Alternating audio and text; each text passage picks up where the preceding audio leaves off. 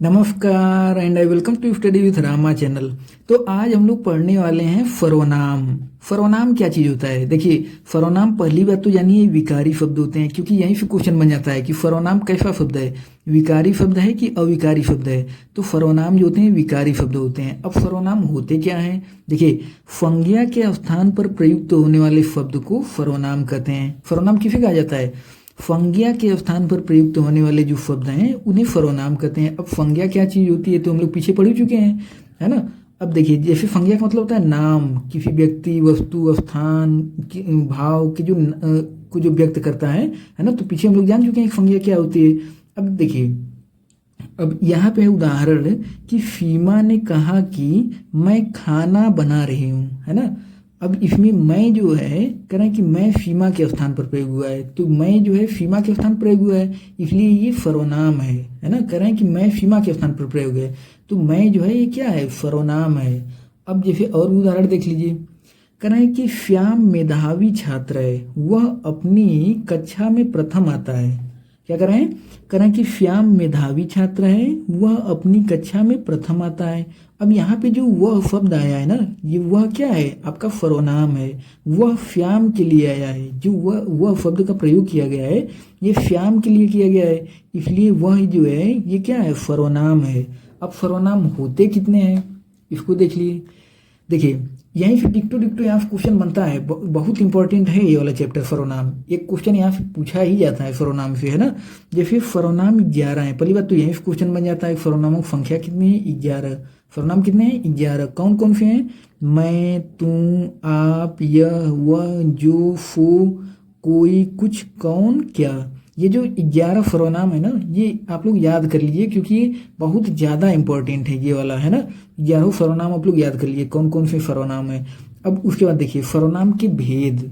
सर्वनाम के भेद कितने हैं, यहाँ से भी क्वेश्चन बन जाता है। कई बार पूछा गया, यूपीपी में पूछा गया है इसको कि सर्वनाम के कितने भेद हैं। यहाँ से पूछ लिया गया है जो पुरुषवाचक सर्वनाम के कितने भेद होते हैं, यहाँ से खूब क्वेश्चन बनता है सर्वनाम से, है ना। तो देखिए, सर्वनाम के 6 भेद हैं। कितने? सर्वनाम के 6 भेद हैं। सर्वनामों की जो संख्या है वो तो 11 है, लेकिन सर्वनाम के भेद कितने हैं? तो सर्वनाम के 6 भेद हैं। कौन कौन से? एक तो आपका होता है पुरुषवाचक सर्वनाम। अब जो पुरुषवाचक सर्वनाम है इसके इसी के 3 भेद होते हैं। यही क्वेश्चन बन जाता है कि पुरुषवाचक सर्वनाम के कितने भेद हैं। तो देखिए, पुरुषवाचक जो सर्वनाम है इसके 3 भेद हैं। एक तो आपका उत्तम पुरुष होता है, दूसरा मध्यम पुरुष और तीसरा अन्य पुरुष होता है ना। अब उत्तम पुरुष में कौन कौन आता है? मैं और हम, ये उत्तम पुरुष में आता है। मध्यम पुरुष में कौन कौन आता है? तुम और आप, ये आपका मध्यम पुरुष में आता है। और अन्य पुरुष में कौन आता है? यह, ये, वह, वे, ये आपके अन्य पुरुष में आते हैं। तो अब हम लोग ये देखते हैं कि निजवाचक सर्वनाम, यही पूछ लिया जाता है निजवाचक सर्वनाम कौन सा है ना। आप जो है ये निजवाचक सर्वनाम है, तो इसको एकदम रट लीजिए। ये यहाँ पे क्वेश्चन फिक्स है कि एक आध क्वेश्चन यहाँ से पूछा ही जाता है, ये बहुत इंपॉर्टेंट है ना। तो देखिए, निजवाचक सर्वनाम आप है। उसके बाद निश्चयवाचक सर्वनाम कौन सा है? यह, वह, यानी कि हम जैसे कोई भी चीज़ है तो हम कहें कि यह किताब हमारी है ना। तो यह या वह, ये आपका निश्चयता को दर्शाता है, यानी निश्चयवाचक सर्वनाम है ना। उसके बाद जैसे अनिश्चयवाचक सर्वनाम, जैसे कोई, कुछ, हम कहें कि कोई आया था, तो कोई निश्चय तो है नहीं कि कौन आया था, तो इसलिए अनिश्चयवाचक सर्वनाम के उदाहरण है कोई, कुछ, है ना। ये अनिश्चयवाचक सर्वनाम के उदाहरण है। जैसे संबंधवाचक, संबंधवाचक मतलब जो जोड़ने का काम करता हो, तो जो और फो, है ना, ये आपके संबंधवाचक सर्वनाम के उदाहरण है। इसको रटना नहीं, समझना है कि कंसेप्ट क्या है ना। जैसे प्रश्नवाचक क्या हो जाएगा? कौन, क्या, है ना। किसी से प्रश्न करें तो कौन और क्या, ये क्या है आपका प्रश्नवाचक है, तो ये तो सिंपल है। ज़्यादातर कंफ्यूजन थोड़ा बहुत कहाँ होता है? निजवाचक सर्वनाम तो आप है, ये बहुत इंपॉर्टेंट है। और जो पुरुषवाचक सर्वनाम है इसके 3 भेद होते हैं। एक तो उत्तम पुरुष होता है, मध्यम पुरुष और फिर अन्य पुरुष। और इसके अंतर्गत कौन कौन आते हैं इसको आप लोग एक बार देख लीजिए। बाकी अनिश्चय में तो याद ही हो जाएगा कि कोई आया था, कोई निश्चय नहीं, तो अनिश्चय में हो जाएगा यह, वह, जो निश्चयता को दर्शाता है ना, कि यह पुस्तक हमारी है, तो आपका क्या हो जाएगा? निश्चयवाचक का उदाहरण हो जाएगा, है ना। हम लोग देखते हैं कि पुरुषवाचक सर्वनाम। देखिए, पुरुषवाचक सर्वनाम क्या है? कारण कि पुरुषवाचक सर्वनाम पुरुषों के नाम के बदले आते हैं। यानी जो पुरुषवाचक सर्वनाम होते हैं वो किसके नाम के बदले आते हैं? पुरुषों के नाम के बदले आते हैं। अच्छा, फिर करें कि पुरुषवाचक से पुरुष और स्त्री दोनों का बोध होता है। यानी जो पुरुषवाचक सर्वनाम है उससे पुरुष का भी बोध होता है और स्त्री का भी बोध होता है। और इस पुरुषवाचक सर्वनाम के 3 भेद हैं। यहाँ से क्वेश्चन कई बार पूछा जा चुका है कि जो पुरुषवाचक सर्वनाम है उसके कितने भेद हैं। तो पुरुषवाचक सर्वनाम के 3 भेद होते हैं। कौन कौन से? उत्तम पुरुष, मध्यम पुरुष और अन्य पुरुष। अब हम लोग देखते हैं कि उत्तम पुरुष क्या होता है। उत्तम पुरुष सर्वनाम क्या होते हैं? देखिए, बोलने वाले वक्ता को उत्तम पुरुष कहते हैं। यानी जो बोल रहा हो ना, वो आपका क्या है? उत्तम पुरुष है। बोलने वाले वक्ता को उत्तम पुरुष कहते हैं। जैसे मैं, हम, आप अगर बोल रहे हैं ना, तो जो बोलने वाला वक्ता होता है वही आपका उत्तम पुरुष होता है। और मध्यम पुरुष क्या होता है? मध्यम पुरुष होता है, मध्यम पुरुष सर्वनाम करें कि सुनने वाले श्रोता को जो है मध्यम पुरुष कहते हैं। यानी जो सुनने वाला श्रोता है, जो सुन रहा है, वो आपका मध्यम पुरुष सर्वनाम होता है ना। जैसे तुम, आप, ये आपका क्या है? ये मध्यम पुरुष सर्वनाम का उदाहरण है। उसके बाद जो है अन्य पुरुष हम लोग देखते हैं कि अन्य पुरुष सर्वनाम क्या होते हैं। जैसे करें कि अन्य जिसके संबंध में बात कही गई हो। अन्य पुरुष क्या होता है? अन्य पुरुष सर्वनाम करें कि अन्य जिसके संबंध में बात कही गई हो वह अन्य पुरुष है। जैसे यह, ये, वह, वे, ये आपका अन्य पुरुष है, अन्य पुरुष सर्वनाम है ना। उसके बाद हम लोग देखते हैं कि निजवाचक सर्वनाम क्या होता है। देखिए, ये आपका निजवाचक सर्वनाम। निजवाचक सर्वनाम का रूप आप है। पहली बात तो इसको आप लोग याद रखिए कि निजवाचक सर्वनाम का रूप क्या है? आप। यहीं से डिक्टो क्वेश्चन पूछा जाता है। फिर उसके बाद कहना है कि यह कर्ता का बोधक है। जो आप है ना, निजवाचक सर्वनाम का जो आप है, करें यह कर्ता का बोधक है पर स्वयं कर्ता का काम नहीं करता है ना। क्योंकि जो आप है ना, ये 2 जगह आप लोगों को देखने को मिलेगा। कहाँ कहाँ? एक तो मध्यम पुरुष में भी आपको आप देखने को मिल जाएगा और इसमें जो है निजवाचक का भी आप है। तो दोनों में डिफरेंस क्या है? तो कह रहे हैं कि निजवाचक सर्वनाम का रूप आप है, यह कर्ता का बोधक है ना, पर स्वयं कर्ता का काम नहीं करता। निजवाचक सर्वनाम आप कर्ता के विषय में कुछ बताता है। ये क्या करता है? कर्ता के विषय में कुछ बताता है ना। जैसे करें कि मैं यह काम आप ही कर लूँगा। तो अब यहाँ क्या कर रहे हैं कि यहाँ पे जो आप आया है ये निजवाचक सर्वनाम का उदाहरण है। करें कि मैं, आप वहीं से आया हूँ। तो यहाँ पे जो आप आया है ना, ये निजवाचक सर्वनाम का उदाहरण है ना। ऐसे ही जितने भी हैं आप देख सकते हैं। आप भला तो जग भला, है ना, आप। फिर उसके बाद यह काम आप ही हो गया। तो यहाँ पे जो आप आया है ये सब निजवाचक सर्वनाम का उदाहरण है। अब उसके बाद हम लोग देखते हैं, करें कि पुरुषवाचक सर्वनाम आप। देखिए, जो करें हैं कि पुरुषवाचक सर्वनाम आप स्वयं ही कर्ता का काम करता है ना। पुरुषवाचक सर्वनाम आप जो है ये स्वयं ही कर्ता का काम करता है। अभी हम लोग मिला था ना कि मध्यम पुरुष में जो आप, तो वही कह रहे हैं कि जो पुरुषवाचक में सर्वनाम आप आता है वो स्वयं ही कर्ता का काम करता है ना। पुरुषवाचक, देखिए, पुरुषवाचक आप बहुवचन में आदर के लिए प्रयुक्त होता है। यानी कि जो पुरुषवाचक में आपका प्रयोग होता है ना, वो बहुवचन में आदर के लिए इसका प्रयोग होता है।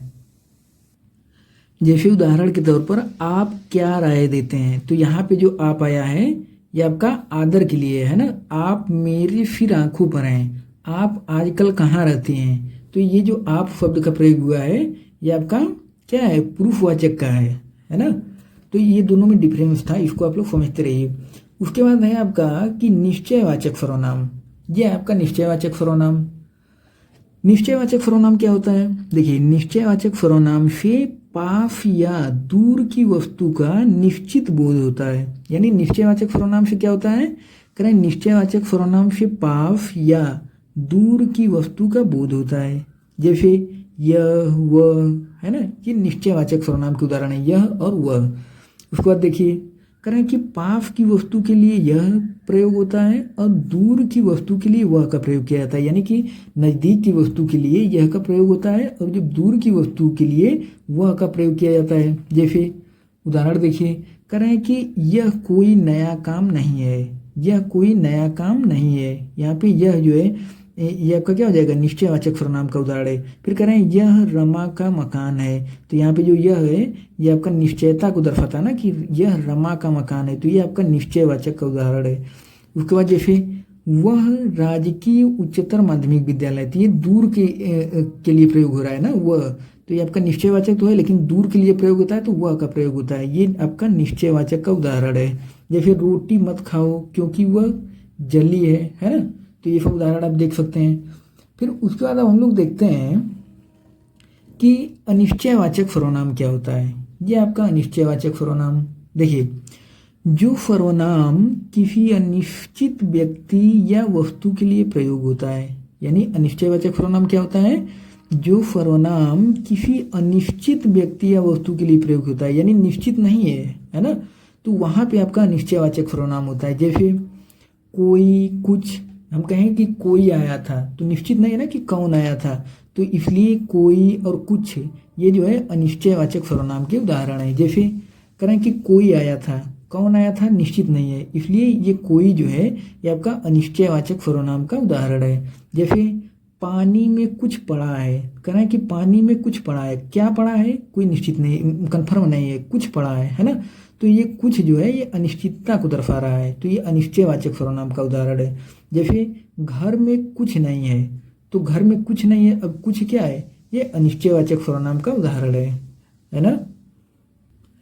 अब हम लोग देखते हैं कि संबंधवाचक सर्वनाम क्या होते हैं। ये आपका संबंधवाचक सर्वनाम, संबंधवाचक सर्वनाम क्या होते हैं, जहां पर दो वस्तुओं अथवा व्यक्तियों का पारस्परिक संबंध प्रकट होता है ना, वहां संबंधवाचक सर्वनाम होता है। संबंधवाचक सर्वनाम क्या होता है, जहां पर दो वस्तुओं अथवा व्यक्तियों का पारस्परिक संबंध प्रकट होता है, वहां पर संबंधवाचक सर्वनाम होता है। जैसे जो, फो, है ना, ये संबंधवाचक सर्वनाम के उदाहरण हैं।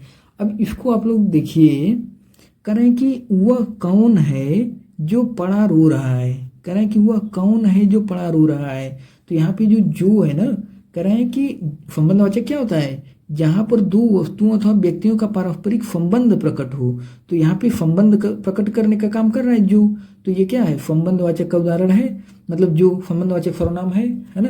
फिर कह रहे हैं कि वह लड़का जो कल आया था पढ़ने में तेज है, तो ये जो यहाँ पे क्या है, संबंधवाचक सर्वनाम का उदाहरण है ना। फिर कह रहे हैं कि वह जो न करे, वह जो न करे वो थोड़ा, तो यहाँ पे जो और फो जो है ये संबंध दिखाने का काम कर रहा है, तो ये संबंधवाचक सर्वनाम का उदाहरण है, जो और फो।